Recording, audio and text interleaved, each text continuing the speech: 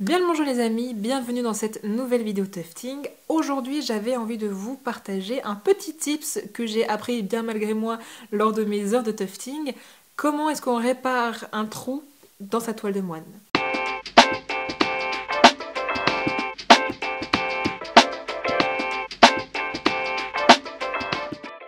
Oui, il arrive que l'on trouve sa toile de moine et il n'y a rien de plus frustrant que de s'en rendre compte une fois qu'on a quasiment fini son projet. Donc pour vous éviter ce genre de désagrément, ce genre de frustration, je vais vous montrer comment je répare mes toiles de moine. Bien évidemment, il existe bien d'autres techniques. Là, je vais vous en montrer une seule, celle que je pratique. Si vous en connaissez d'autres, n'hésitez surtout pas à nous les partager dans la barre des commentaires, ça peut m'intéresser et ça peut aider peut-être d'autres personnes qui regarderont cette vidéo et qui ne pourront pas utiliser ma technique. Et comme d'habitude, si tu aimes ce genre de vidéo, n'hésite pas à t'abonner, à la liker et à me laisser un petit commentaire, ça fait toujours plaisir. Avant qu'on descende à l'atelier et qu'on passe dans le vif du sujet, j'avais envie qu'on discute un petit peu des pourquoi. Pourquoi est-ce que l'on va trouer sa toile de moine? Qu'est-ce qui fait que celle-ci se trouve? Le premier point qui me vient à l'esprit, c'est la qualité de ta toile. La qualité de ton travail dépendra énormément de la qualité de ta toile. Si vous utilisez une toile de jute ou si vous utilisez une toile de moine en polyester ou une toile de moine en coton ou du mélangé, vous n'aurez pas tout à fait le même résultat parce qu'elles ne réagissent pas tout à fait pareil à la tension et ça va grandement influencer votre travail.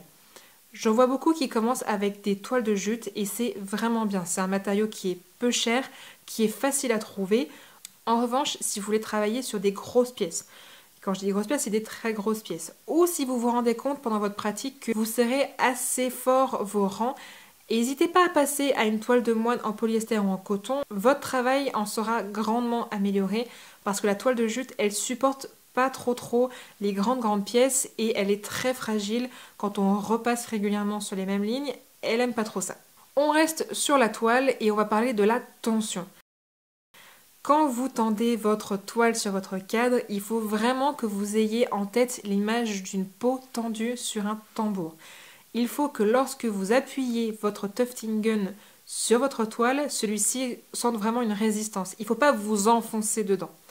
Si vous vous enfoncez dedans, votre tufting gun et principalement le cut, parce qu'on est d'accord que le loop, lui, ne coupe pas, le cut, il va en fait s'enfoncer dedans et au lieu d'insérer de la laine, il va venir couper la toile tellement vous enfoncez. Ça risque de faire des plis. Donc, lorsque vous tendez votre toile, allez-y vraiment minutieusement. On tend d'abord le haut, ensuite le bas et on fait les côtés. Et quand on fait le côté, on fait également attention à ne pas trop tirer d'un côté ou de l'autre. Sinon, vos fibres, elles vont en fait s'entrecroiser, elles vont se rétrécir et vous allez vous rendre compte que vos fibres verticales, elles vont faire un peu des zigzags.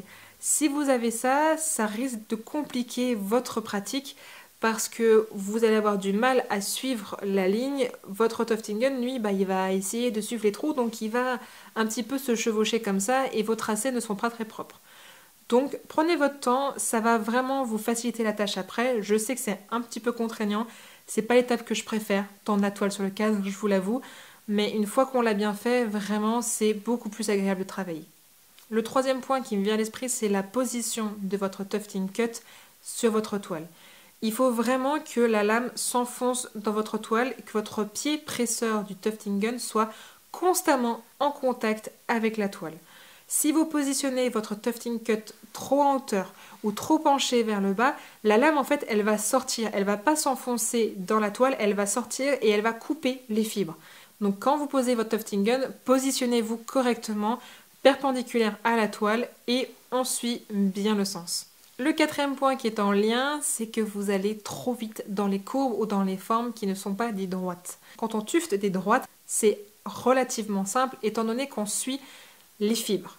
À partir du moment où on commence à dévier du chemin des fibres de la toile, ça peut être compliqué étant donné qu'on va forcer le passage. Donc n'hésitez surtout pas à ralentir le rythme pour pouvoir faire vos courbes plus facilement. Ça vous permettra d'éviter de faire des trous et en même temps de faire de jolies courbes.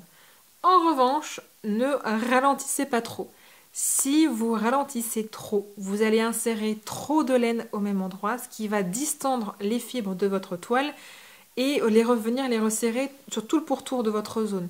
Sauf que lorsque vous allez vouloir passer sur le côté, étant donné que vos fibres sont resserrées, votre lame de tufting gun, elle va avoir du mal à passer, donc elle va forcer. Et si elle n'arrive pas à passer, elle va couper directement votre toile et donc vous aurez un énorme trou. Avant-dernier point, et qui est complètement lié au point précédent, c'est ne pas repasser trop de fois au même endroit. Lorsque vous tuftez une ligne, essayez de vous décaler assez pour ne pas fragiliser les lignes déjà tuftées. Mais pas trop loin non plus pour qu'on ne voit pas d'espace de l'autre côté. Cet intercalage-là, il est au début un petit peu dur à trouver parce qu'on n'a pas forcément l'habitude, qui va dépendre de votre pratique et de la laine que vous allez utiliser. Donc n'hésitez pas sur un coin de votre cadre qui ne va pas être utilisé par la suite à essayer de faire des petits essais avec les différentes laines que vous allez utiliser pour essayer de trouver votre rythme. Et le dernier point, qui n'est pas lié au tufting gun, ça va être de faire attention à votre ciseau et à votre tondeuse quand vous allez vouloir retravailler votre toile sur votre cadre. Si comme moi vous venez travailler vos formes avant de passer à une autre couleur, vous allez être amené à utiliser votre paire de ciseaux ou votre tondeuse. Ça m'est déjà arrivé avec la tondeuse de faire des trous à ce moment-là parce que je ne faisais pas assez attention à la position de ma tondeuse sur la toile. Dans ces moments-là, allez-y vraiment tranquillement, soyez extrêmement patient parce qu'il suffit de vraiment rien pour qu'une toute petite fibre se prenne dans votre tondeuse et que ça vous fasse un énorme trou à un endroit où vous avez déjà tufté, ce qui est quand même assez embêtant.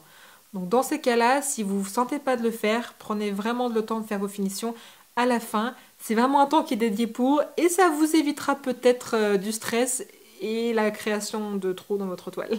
Sur ce, je pense qu'on a fait un petit peu le tour des pourquoi est-ce qu'on trouve sa toile de moine.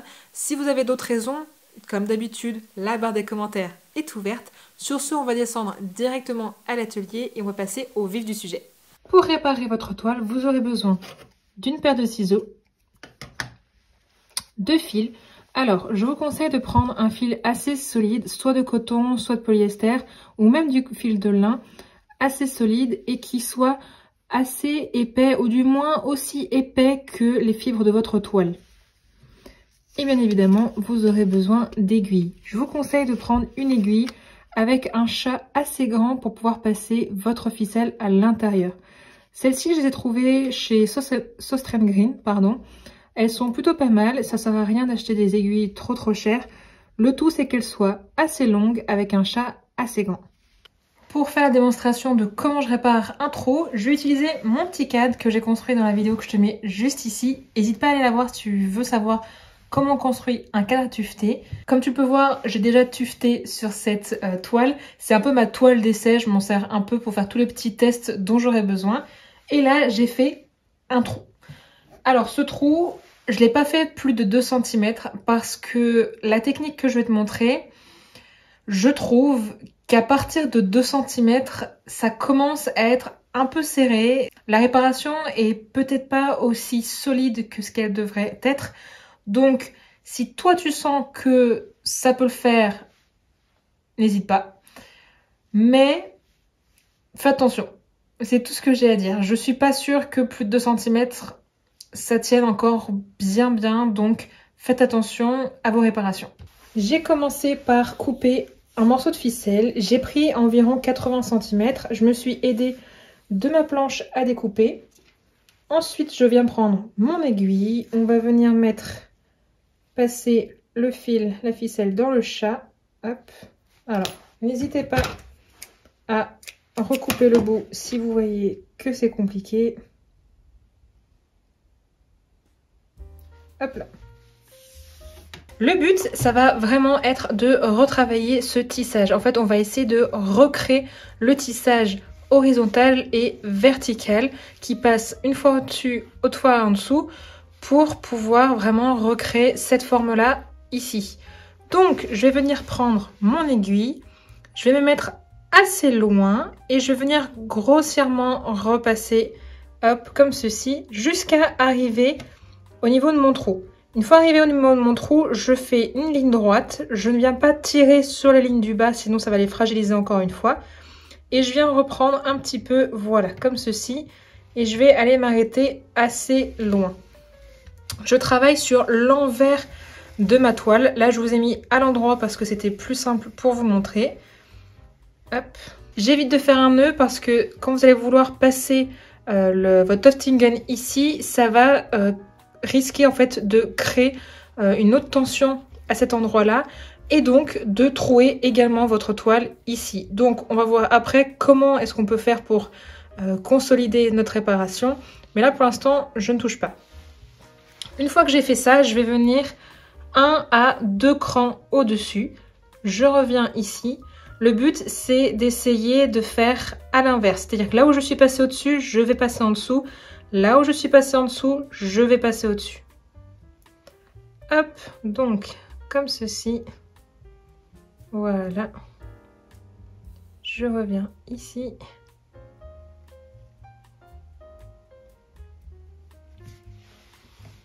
Voilà. Et je viens tirer. Alors, on ne tire pas trop fort. On évite de mettre trop de tension sur les fils.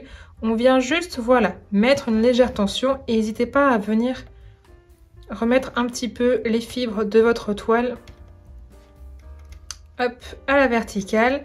Là, c'est normal que ce soit un peu écarté. C'est parce que j'avais déjà tufté et j'ai retiré les brins de laine. Ok, j'ai fait ça. Et donc, vous voyez, quand je tire ma ficelle derrière, même s'il n'y a pas de nœud, elle ne s'en va pas. On va refaire exactement la même chose, c'est-à-dire que je reviens, hop, 2 rangs au-dessus. Là où je suis passée en dessous, je passe au-dessus et inversement.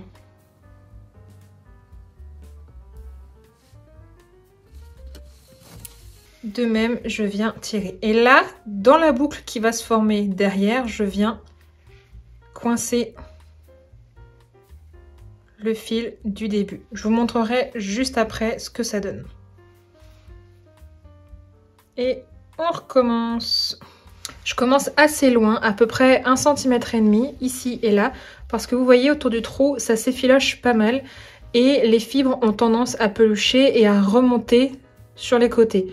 Ce qui fait que si vous tirez trop sur les bords, vous risquez de défaire encore plus votre toile et votre trou risque de soit de monter, soit de s'écarter ou de descendre. Donc on y va vraiment tranquillement au niveau de la tension. Et on continue ainsi de suite. Dessus, dessous, on alterne.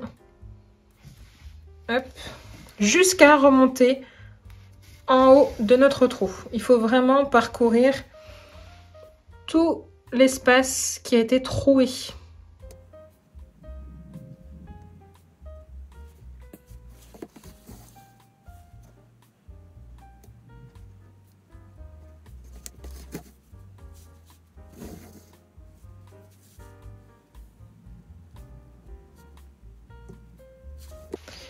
Je remonte un tout petit peu plus haut que le trou parce que si je m'arrête vraiment au niveau du trou, pareil, ça va trop travailler au niveau de la tension du bord.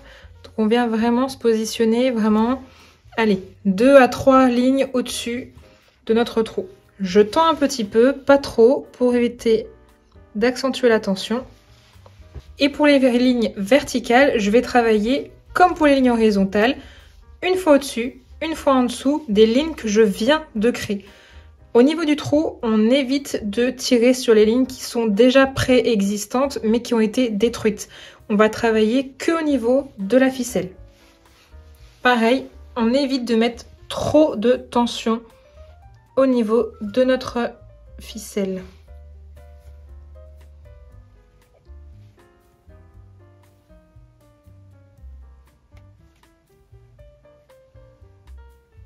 Et je viens me positionner, je viens finir un peu plus loin que le bord de mon trou, comme pour les lignes horizontales. Voilà. Et on continue comme ça sur toute la surface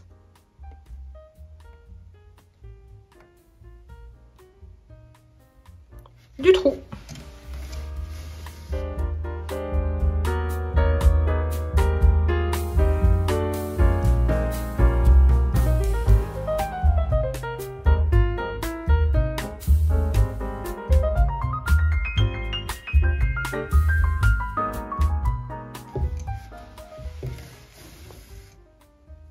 On prend son temps, on évite d'aller trop vite.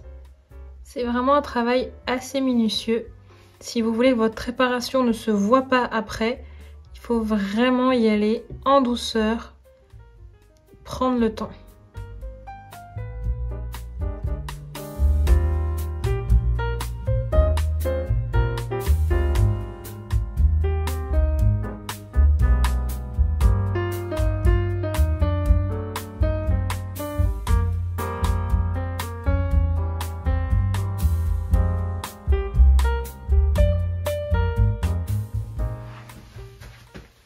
Et voilà, le trou est réparé. Comme tu as pu le voir, j'ai vraiment pris mon temps. C'est vraiment une réparation où il faut être assez minutieux si tu ne veux pas abîmer le reste de ta toile. Donc prends ton temps, ça va bien se passer. Tu vas voir, en vrai, c'est assez rapide si tu fais les choses bien. Là, techniquement, on pourrait retufter dessus avec la machine. Sauf que je vous le déconseille vraiment. Vous risquez de couper la réparation que vous venez faire. Étant donné que le fil que vous avez utilisé n'est pas forcément le même que celui qui est utilisé pour faire votre toile, qu'en plus de ça, vous avez peut-être plus ou moins mis de tension en fonction de votre force, c'est un espace qui est assez fragile. Donc, évitez d'utiliser le tufting gun. Ce que je vous conseille, c'est d'utiliser soit un punch needle pour remettre de la laine, soit pareil, vous prenez une grosse aiguille, un peu de tapissier, comme ceci, que vous pouvez trouver en mercerie. Vous prenez votre laine, il faut que votre chat soit assez grand pour passer la laine et vous venez traverser la toile point par point pour venir du coup tufter cette zone-là. Il faut vraiment y aller avec douceur sur la zone réparée. C'est pas la zone la plus solide, même si le résultat va tenir, il faut y aller vraiment avec douceur. J'ai pas d'autre mot. En tout cas, j'espère que cette vidéo t'aura plu, qu'elle te sera utile. Surtout si tu as des questions ou si je n'ai pas été assez claire, n'hésite pas à me mettre tes questions dans la barre des commentaires. Abonne-toi si ce n'est pas déjà fait et si tu aimes mon travail. Un petit like, ça fait toujours plaisir. Et moi je vous dis à la prochaine pour une prochaine vidéo tufting.